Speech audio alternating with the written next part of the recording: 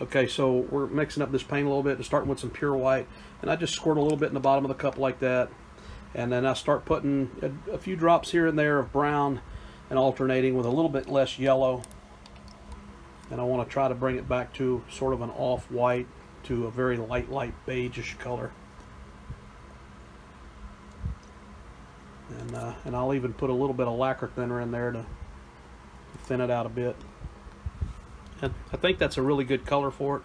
And you could add a little more white or a little bit, you know. You can alternate any of those colors that you think you need a little bit more of to kind of closely match it. But just remember that your eye is going to want to tell you to err on the side of white, and that's not necessarily the right answer.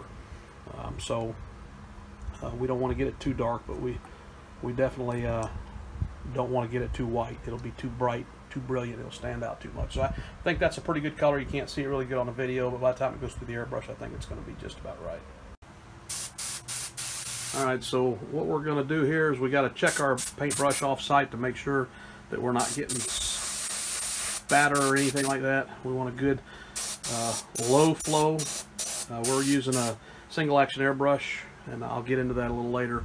But what we're going to do here is all those dead tissues in the front, we're going to start to lighten that up. We're going to keep a distance with our airbrush, and you'll start to see these tissues starting to lighten up.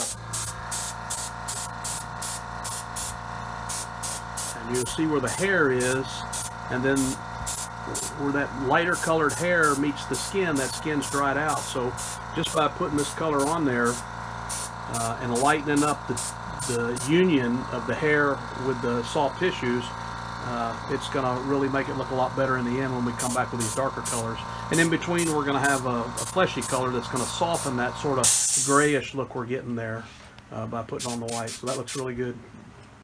So we're going to mix up a flesh color. We're going to start with some white, pure white, and then a little gill red in there just to bring it back to a pink, sort of a light medium pink color. It won't take much red. And maybe a little bit more red, just a little bit.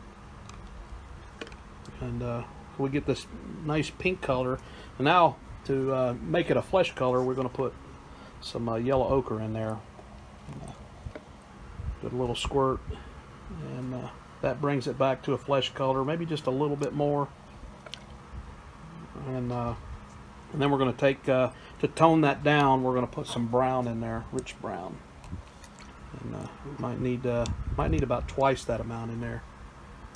Remember, the brown has red in it too, so that contributes to our color we're trying to get. We may just need to put a little bit more red in there just to darken it up a little bit. A little bit more. This really isn't complicated. It's just a matter of, you know, your personal taste and what you see in the reference that you're looking at. So combinations of those colors, and you can get it to varying shades of light or dark. And we might need to put some more brown in there just to darken it down a little bit. What that brown does is it just takes the brightness out of our fleshy color. And that ought to do it right there. We'll know real quick if it's not dark enough. In fact, let's go ahead and darken it down a little bit more. We want to darken it down more than we would think that we would need to. So when you think you have enough, add some more, which goes counter to our entire airbrushing philosophy that says if you think you got enough, you already got too much.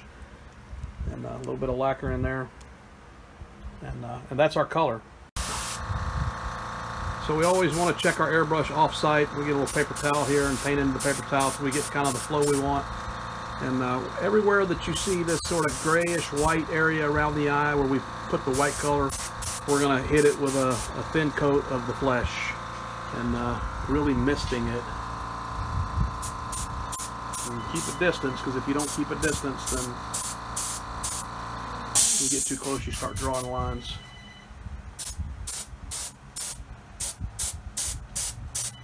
And in that center along the lacrimal crease and the carbuncle, we want to get a little bit more.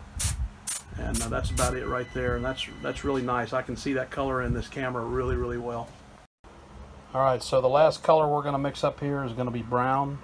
Or it's more of a brownish black color. A little heavier on the brown.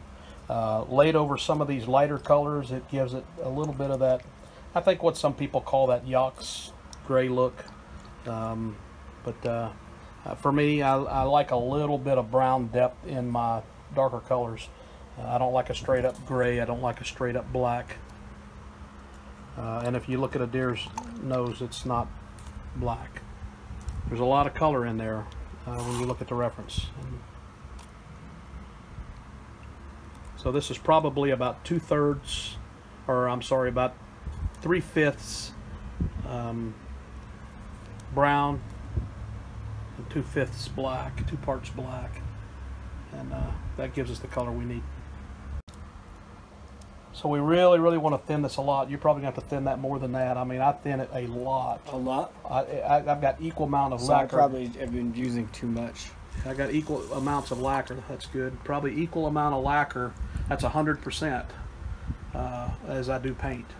So you're mixing your paint at a ratio of about 3 parts of brown, 2 parts of black, and then you're taking that whole mixture and equaling it with the same amount of lacquer.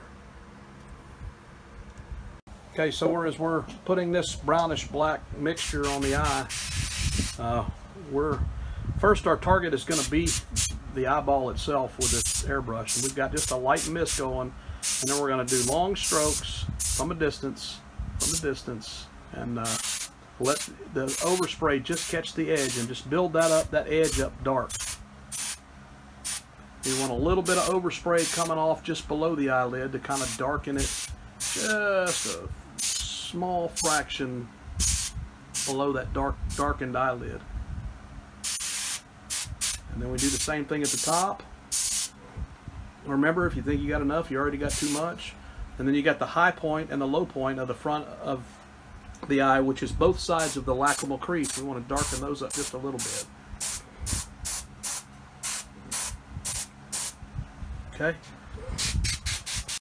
Okay, so again, we're just using the lacquer thinner and the paintbrush to clean the eyelashes and clean the eye. And just make sure you fan that brush real good with that lacquer thinner, and don't let any loose lacquer thinner drip down onto your lower eyelid.